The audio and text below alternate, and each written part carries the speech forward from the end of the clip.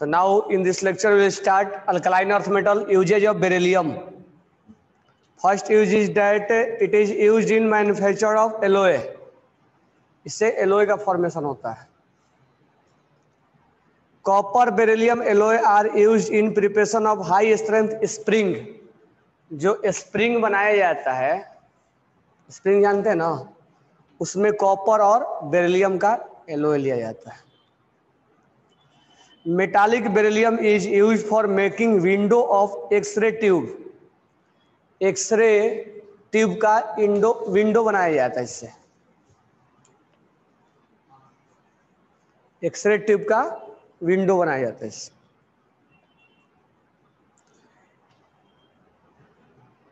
Beryllium is used in making electrode of neon sign lamp. Beryllium is used in making electrode neon sign lamp. Neon sign lamp.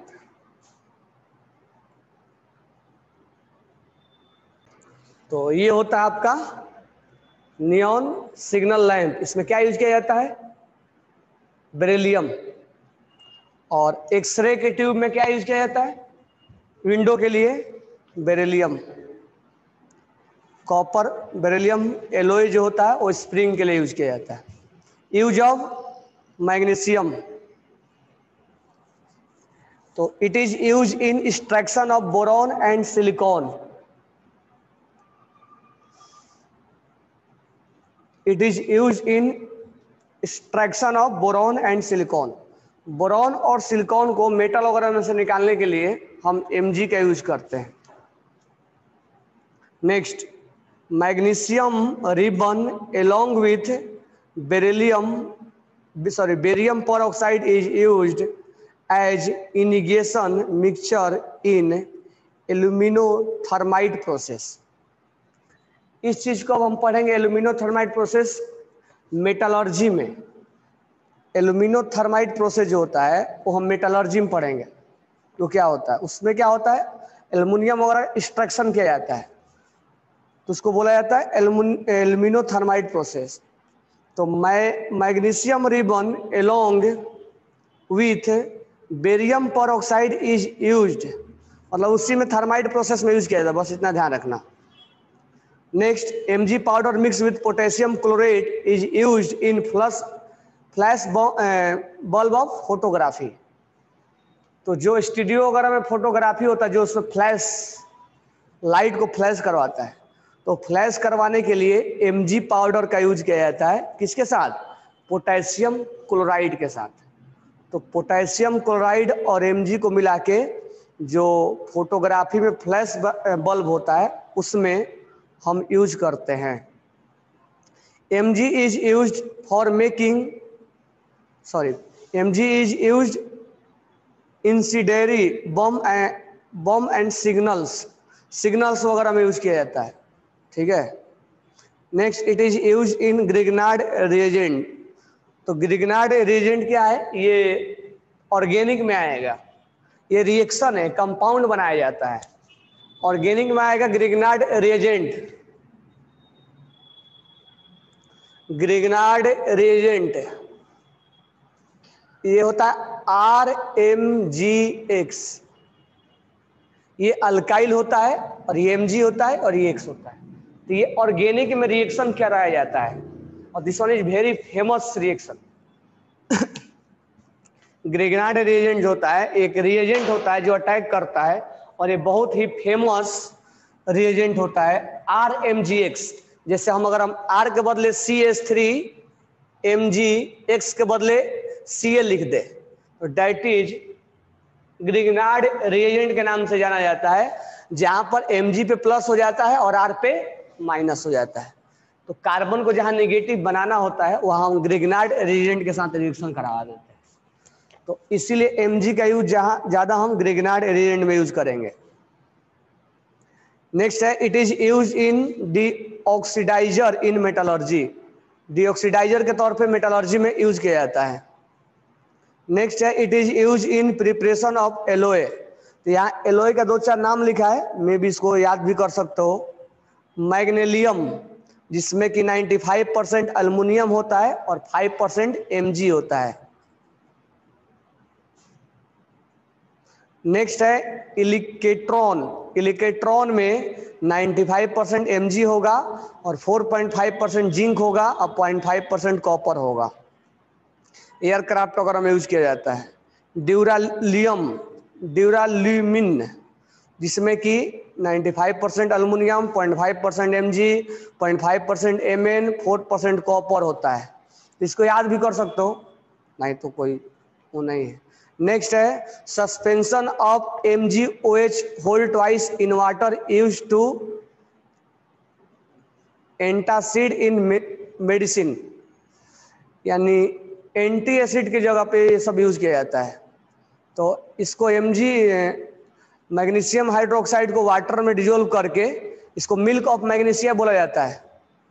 Milk of magnesia, magnesia white colour का दिखता है वो जब हम dissolve करते हैं तो इसको हम बोलते हैं मिल्क ऑफ मैग्नीशिया।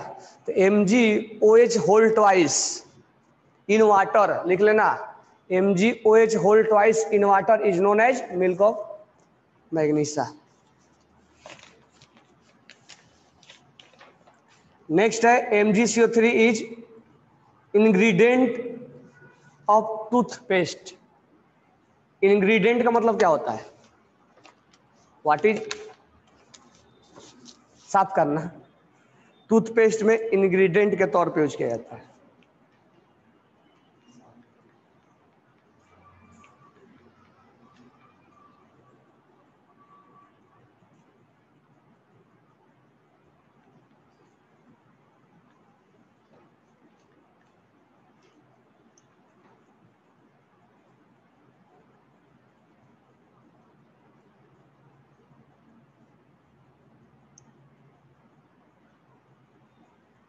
सामग्री मतलब उसके बनाने में यूज किया जाता है, मटेरियल के तौर पे यूज किया जाता है।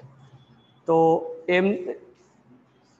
मैग्नीशियम कार्बोनेट को टूथपेस्ट बनाने में यूज किया जाता है।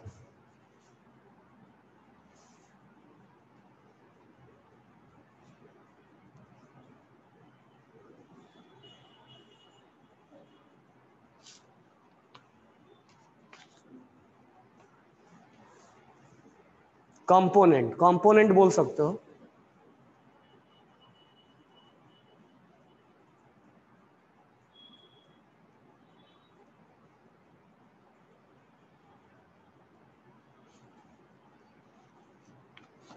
तो उसको कंपोनेंट बनाने में यूज किया जाता है। ठीक है। It is use as a deoxidiser of copper, cast iron and steel. उसको डीऑक्साइजर करने में यूज किया जाता है कॉपर वगैरह को। It remove sulphur during petroleum refining. Mg का यूज, सॉरी हम किसका यूज पढ़ रहे हैं? कैल्शियम, स्ट्रोंशियम, बेरियम और रेडियम का। तो इसका हम यूज पढ़ रहे हैं, वो पेट्रोलियम के रिफाइनिंग में जो सल्फर होता है उसको रिमूव करने के लिए यूज किया जाता है। ठीक है। Metal is use in preference to sodium for a removal of last trace of water from alcohol, do not react with alcohol. Calcium is use in preparation of beryllium, chromium and thorium. They are amalgam in mercury and alloy. Calcium and barium metals react with oxygen and nitrogen, hence the metal can remove air from vacuum tube. यानी vacuum tube में हम इसका use करते हैं। RA salt is used in radiotherapy, ये important है। Radium जो है वो रेडियोथेरेपी में ट्रीटमेंट ऑफ कैंसर, तो जो इंपॉर्टेंट हम वही पढ़ेंगे। ठीक है। अब यानी कि सारा चीज़ है उसमें, जो चीज़ याद है वही उतना ही याद करेंगे, यानी कि पूरा रट लिए उसको, कुछ याद हो ही नहीं रहा। तो रेडियम का यूज करेंगे जिसमें कि हम treatment of cancer, treatment of cancer में हम उसको यूज क्या करेंगे। ठीक है। कॉम्प्लेक्स फॉर्मेशन, तो नेक्स्ट हेडिंग डालेंगे complex formation. Complex formation, complex formation. Beryllium, beryllium का मैक्सिमम कोवैलेंसी कितना हो सकता है? बेरिलियम का मैक्सिमम कोवैलेंसी कितना हो सकता है? 4। तो लिख लो, beryllium has maximum 4 covalency. Beryllium has maximum 4 covalency. Beryllium has maximum 4 covalency.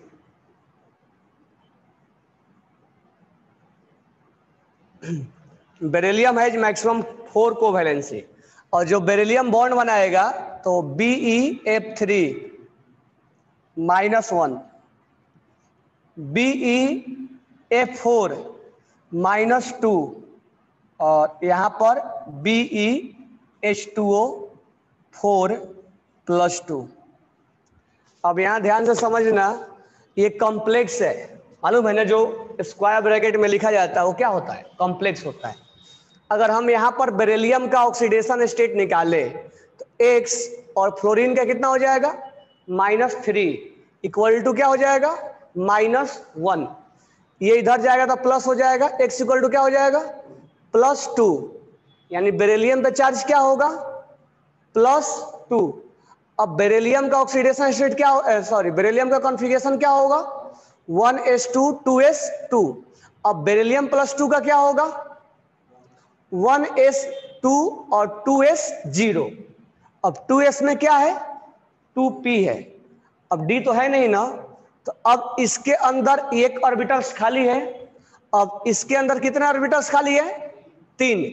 यानी ये मैक्सिमम कितना कोऑर्डिनेट बॉन्ड ले सकता है? 4।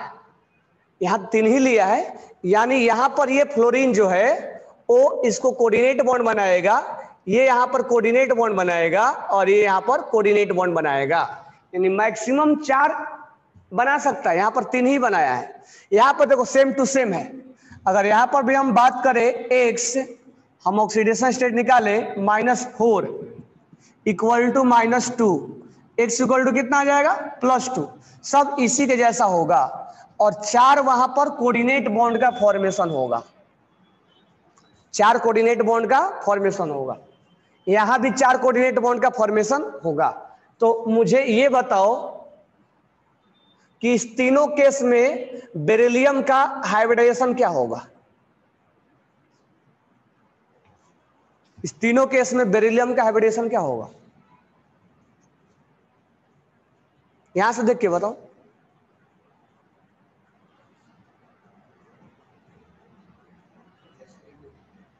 sp2 और नीचे वाला का चारों यूज हो जाएगा।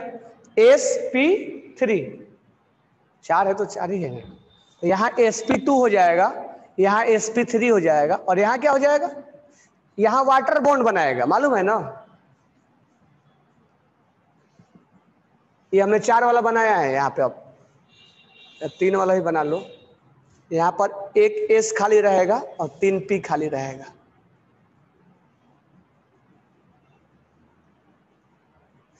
तो बॉन्ड बनाने के पहले ये भी आपस में क्या होंगे? मिक्स होंगे। sp3 और ये वाटर अगर है तो वाटर अपना लोन पेयर डोनेट करेगा। वाटर के पास लोन पेयर कहां से आएगा? ऑक्सीजन के पास है।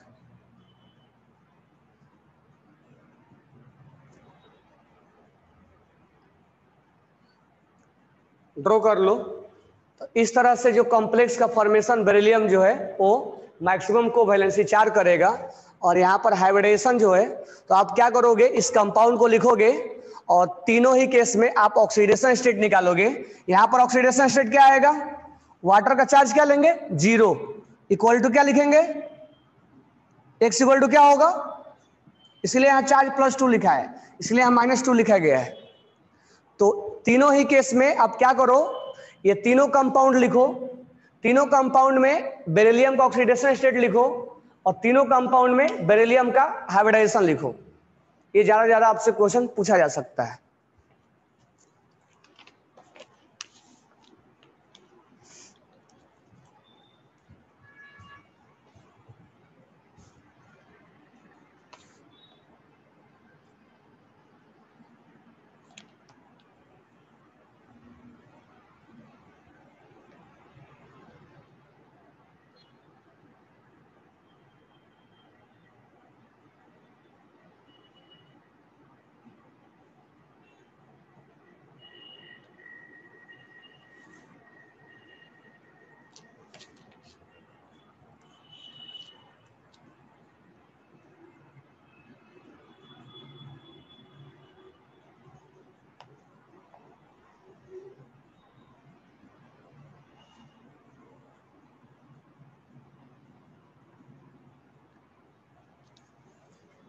लिख लिए।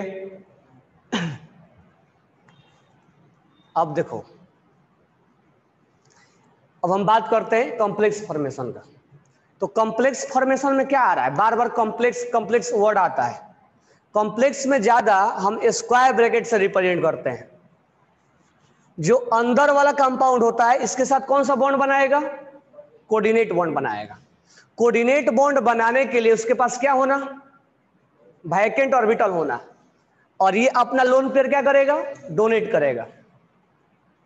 तो ये अपना लोन पेयर डोनेट करेगा जिसको हम लिगेंड के नाम से जानते हैं। तो ये अपना लोन पेयर इस वैकेंट ऑर्बिटल को क्या करेगा, डोनेट करेगा। तो मुझे ये बताओ कोऑर्डिनेट बॉन्ड बनाने के लिए क्या रिक्वायर्ड है, दो चीजें, एक के पास वैकेंट ऑर्बिटल होना और दूसरे के पास लोन पेयर होना।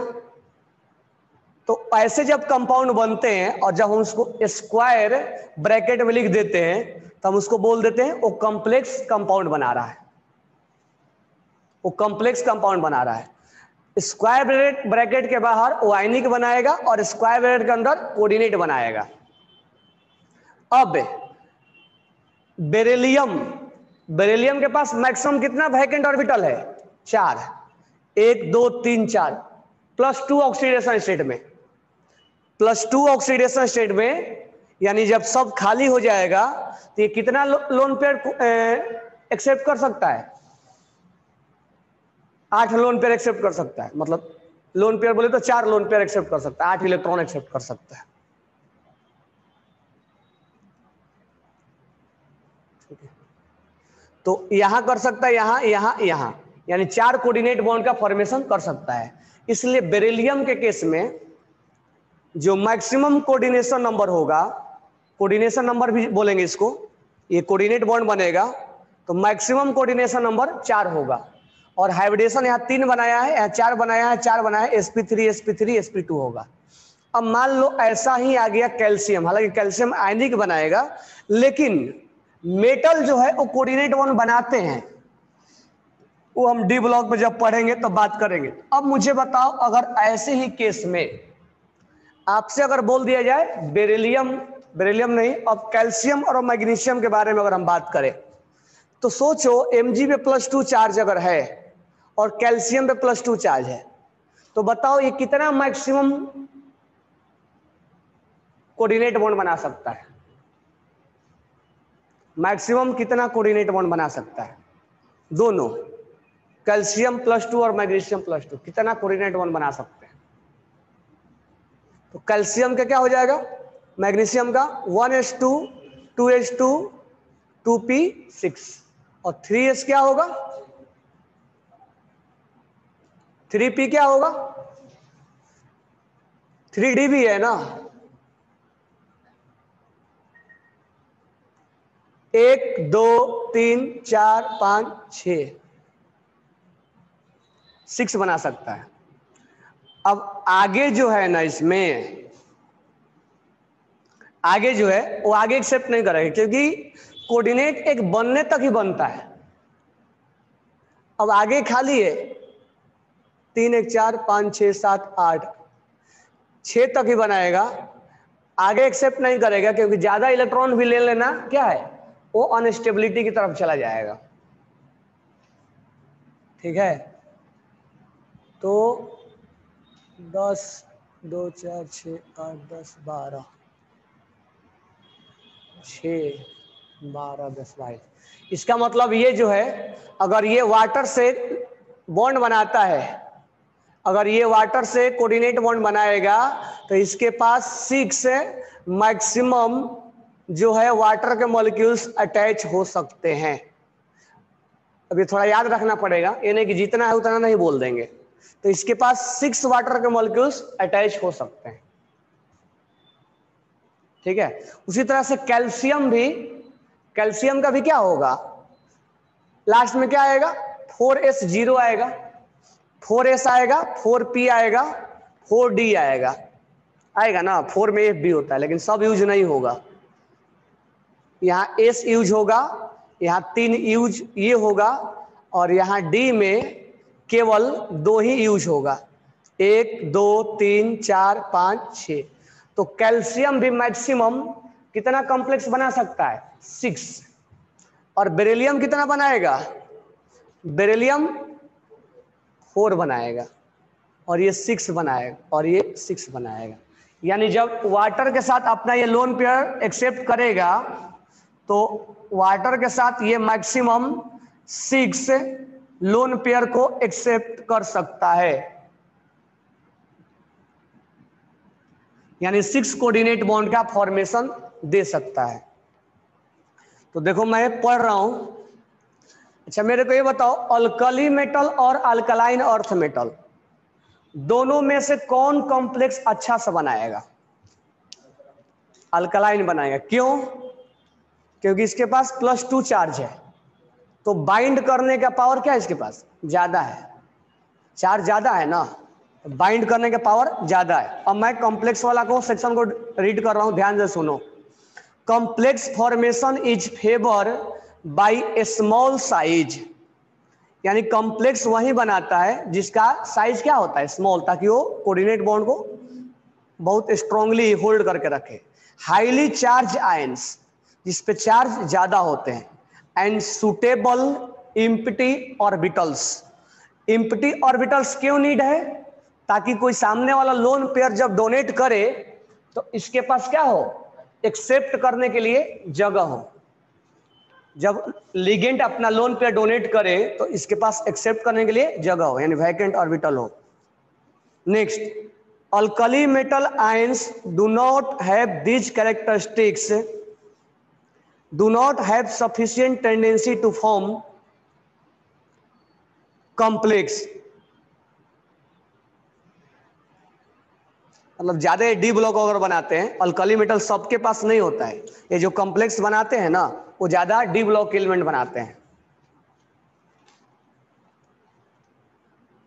ठीक है, तो यहां पर लिखा भी है BeF3 - BeF4 BeH2O, इसका कोऑर्डिनेशन नंबर 4 है। आगे देखो, the property of complex formation is more in alkali metal because they have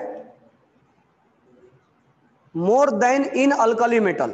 यानी कह रहा है कि अल्कलाइन अर्थ मेटल में ज्यादा होता है as compare to alkali metal, ये बात बोल रहा है। Because they have double charge, यानी इस पे +2 चार्ज होता है, साइज भी कम होगा, तो अल्कलाइन अर्थ मेटल में कॉम्प्लेक्स बनाने की टेंडेंसी क्या होगा, ज्यादा होगा। Next, the coordination number. Coordination number का मतलब क्या होता है, coordinate bond, number of coordinate bond. तो बेरिलियम 4 कोऑर्डिनेट बॉन्ड मैक्सिमम बनाता है। Coordination number of beryllium is maximum 4, hence beryllium salt cannot have more than 4 molecules of water of crystallisation. यानी कि इसके पास, बेरिलियम के पास 4 से ज्यादा वाटर नहीं हो सकते हैं, क्योंकि ये अपना लोन पेयर इस वैकेंट को ऑर्बिटल को डोनेट करेगा तो मैक्सिमम 4 ही ऑर्बिटल्स वैकेंट रहेगा। अभी दिखाया, एक एस का और 3 पी का। उसी वैकेंट ऑर्बिटल में लोन पेयर क्या करेगा, एक्सेप्ट करेगा। तो इसीलिए इससे ज्यादा से ज्यादा मैक्सिमम 4 वाटर मॉलिक्यूल्स क्या हो सकते हैं, कंबाइंड हो सकते हैं। बरोबर है। Next point 4, water molecule due to absence of d orbitals. 4 ही क्यों? क्योंकि इसके पास डी ऑर्बिटल्स नहीं होता है, सेकेंड पीरियड का है ना, तो इसमें एस होता है और पी होता है। तो अगर क्वेश्चन में बोलता है कि बेरिलियम ज्यादा से ज्यादा 4 बॉन्ड बनाएगा, कोऑर्डिनेट बॉन्ड, ऐसा क्यों, तो हम बोलेंगे इसके पास मैक्सिमम 4 ही वैकेंट रहेंगे, एक एस और 3 पी, इसमें डी अवेलेबल नहीं होता है। Next, while magnesium and calcium have a coordination number of 6, यानी ये मैक्सिमम कितना बॉन्ड बना सकते हैं, 6 बॉन्ड बना सकते हैं। कोऑर्डिनेशन नंबर इसका 6 होता है। क्यों? क्योंकि इसके पास क्या है, डी ऑर्बिटल्स है, एस है और पी है और डी है, तो डी वाला केवल 2 ही यूज करेगा। 6 by using 3d orbitals as well as 3s and 3p, 3s 3p and 3d, ये यूज करके बॉन्ड बनाएगा। Hence salt of Mg and calcium are hexahydrated, यानी इसीलिए ये 6 वाटर को अपने साथ क्या करता है, अटैच करके रखता है। समझ में आ गया ना? Due to formation of coordinate bond. इसको ड्रॉ कर लो स्ट्रक्चर को सारे, तो इसको लिख भी लो और ड्रॉ भी करो, फिर हम एक्शन ऑफ वाटर पढ़ेंगे। तो इसको लिख लो आराम से और ड्रॉ भी कर लो आप।